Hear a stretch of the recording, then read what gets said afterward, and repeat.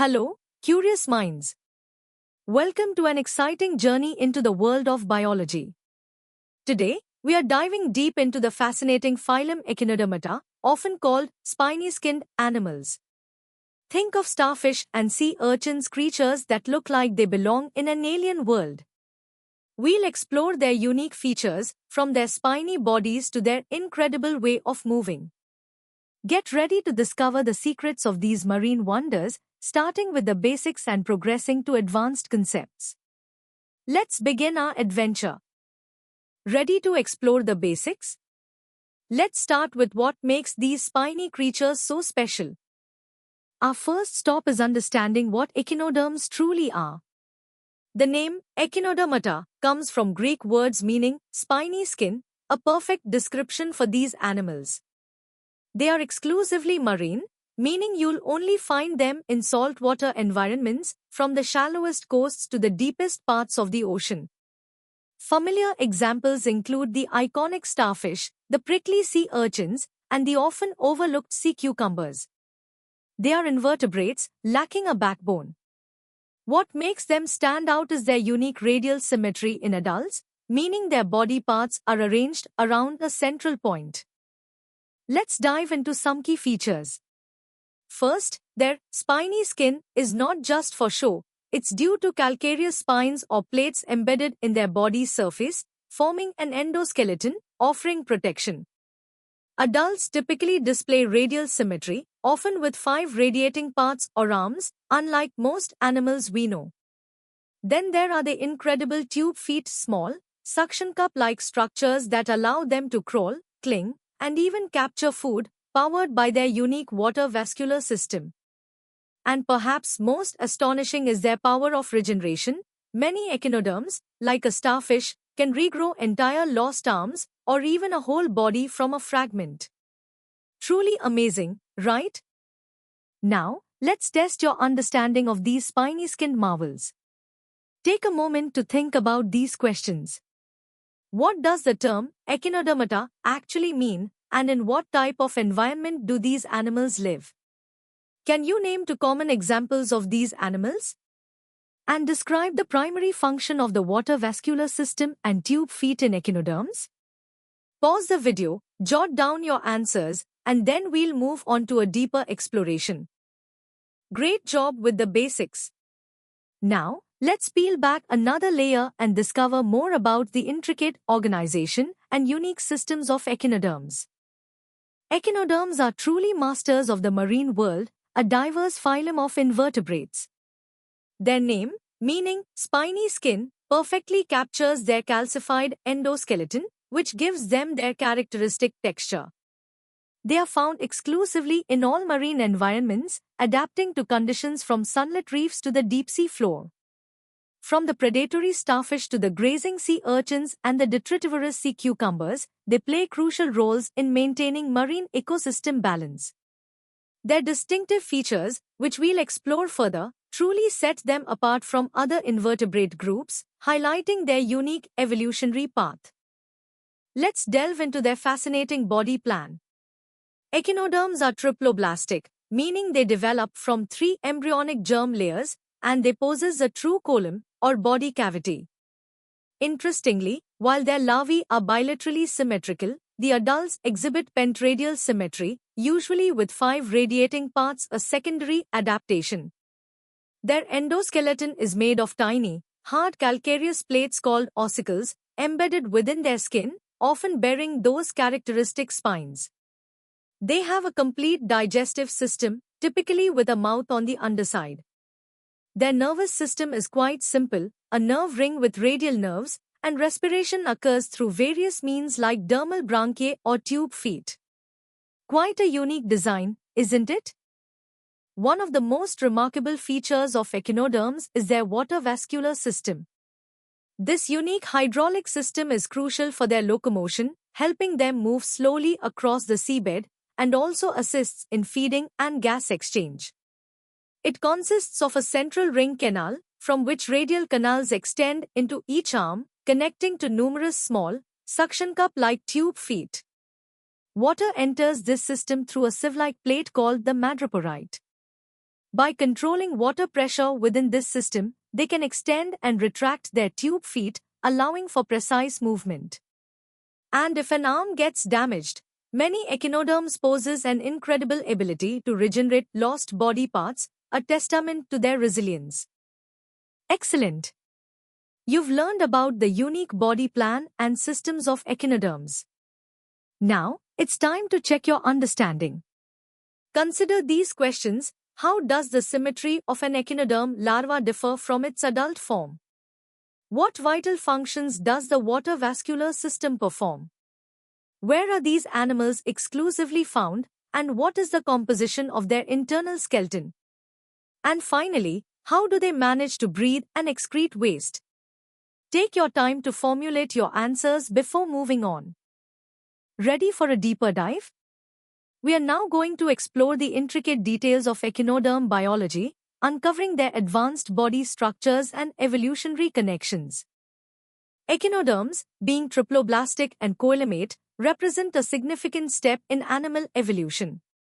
Their adult pentaradial symmetry, a striking feature, is actually considered secondary. It evolved from a bilaterally symmetrical ancestor, likely as an adaptation to their sessile or slow-moving existence on the seabed.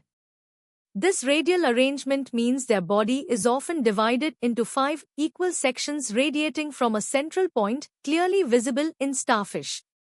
The mouth is typically on the underside, known as the oral surface, while the anus and madreporoid are on the upper, aboral surface.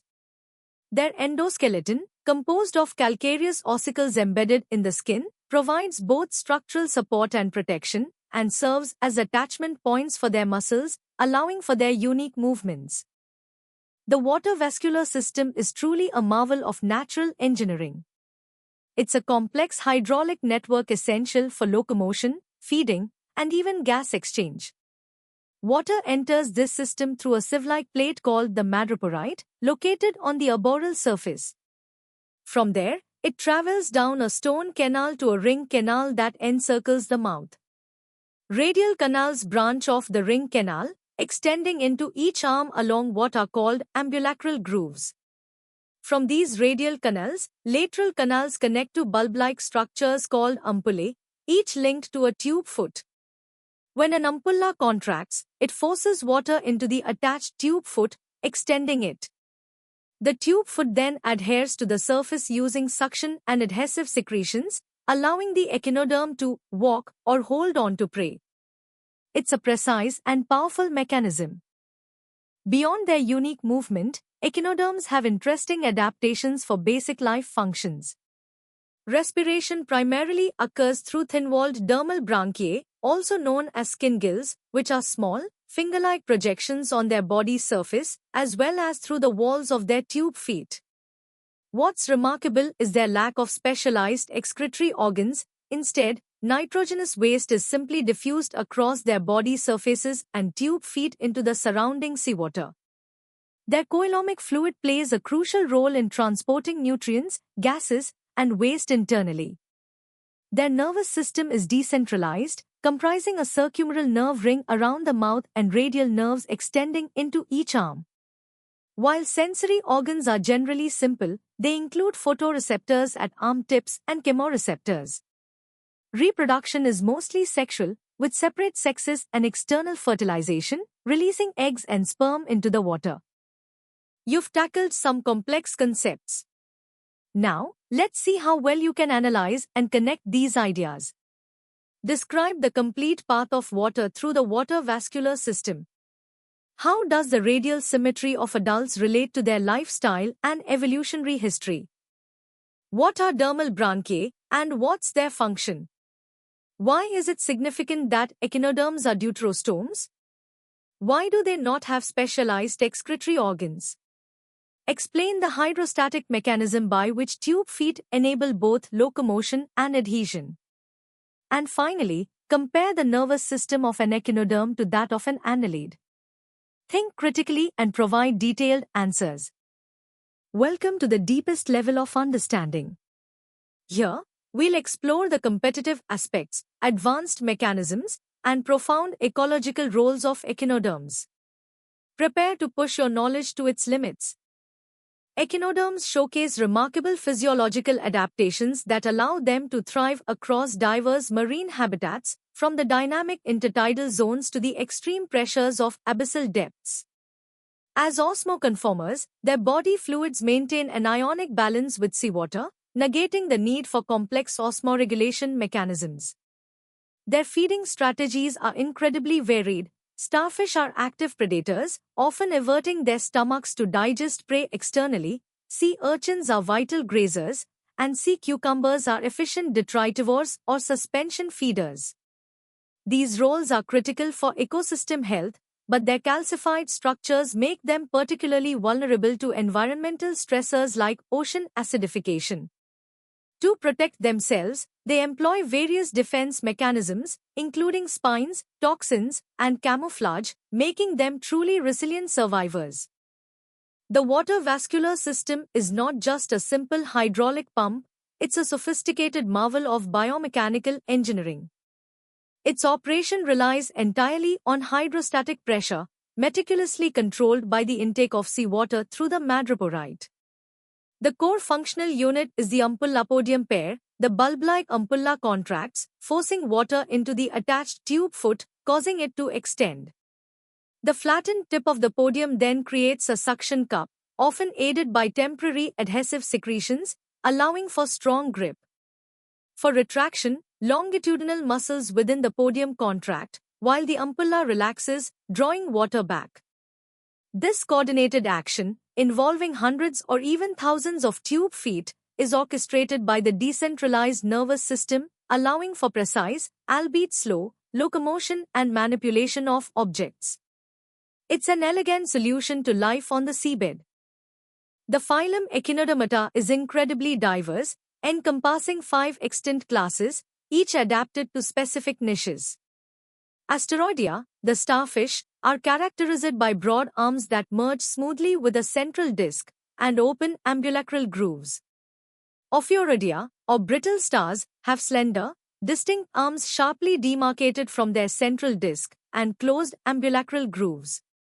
Echinoidea includes sea urchins and sand dollars, with their globular or disc-shaped bodies, lacking arms but covered in movable spines. Holothuriodea, the sea cucumbers, are elongated with leathery bodies, reduced ossicles, and distinctive oral tentacles. Finally, Crinoideae comprises sea lilies and feather stars, some sessile, others free-moving, featuring branched arms with feathery pinnules. Crucially, all echinoderms are deuterostomes, a fundamental evolutionary distinction.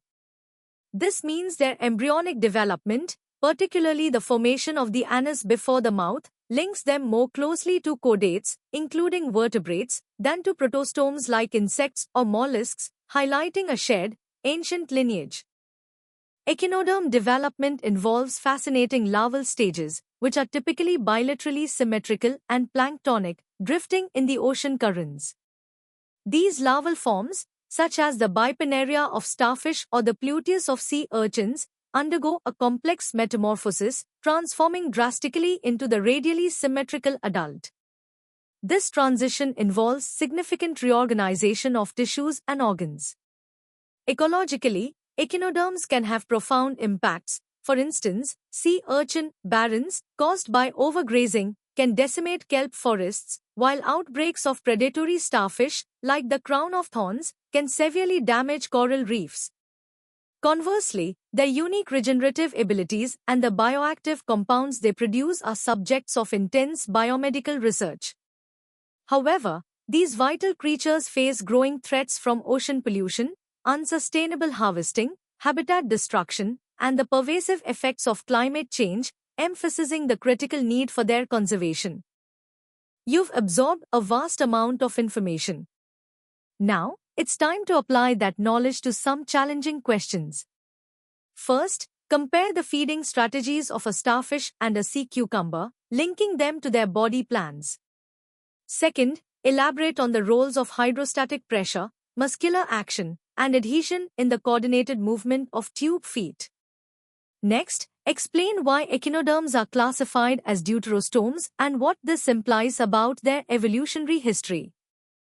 Then, discuss the ecological consequences of a massive increase in predatory starfish populations on coral reefs. And finally, describe the intricate process of metamorphosis in echinoderms, focusing on the change in symmetry. Take your time, think deeply, and formulate comprehensive answers. Let's continue to challenge your understanding with these advanced questions. How do the distinct features of the 5 main classes of echinodermata reflect their adaptation to different ecological niches? Next, analyze the pros and cons of having a decentralized nervous system, as seen in a starfish. Then, explain the physiological hurdles echinoderms face as osmoconformers in the marine environment and how this adaptation influences their distribution and survival. Hypothesize the broad ecological repercussions if echinoderm populations were to significantly decline due to environmental shifts. And for our final question, beyond just movement, enumerate and describe at least 2 other critical functions of the water vascular system in these remarkable animals. Good luck! Wow, what an incredible journey we've had exploring the fascinating world of echinodermata. From their spiny skin to their unique water vascular system and incredible regenerative powers, these marine creatures truly exemplify the diversity of life on Earth. We've covered everything from basic identification to their complex physiology, ecological roles, and evolutionary significance. I hope this deep dive has sparked your curiosity and enhanced your understanding of biology. Remember, learning is a continuous adventure. For more such in-depth educational content and to continue exploring the wonders of science, visit synapse.omaps.in. Don't forget to subscribe to our channel for regular updates and more engaging lessons. Keep learning, keep exploring, and stay curious.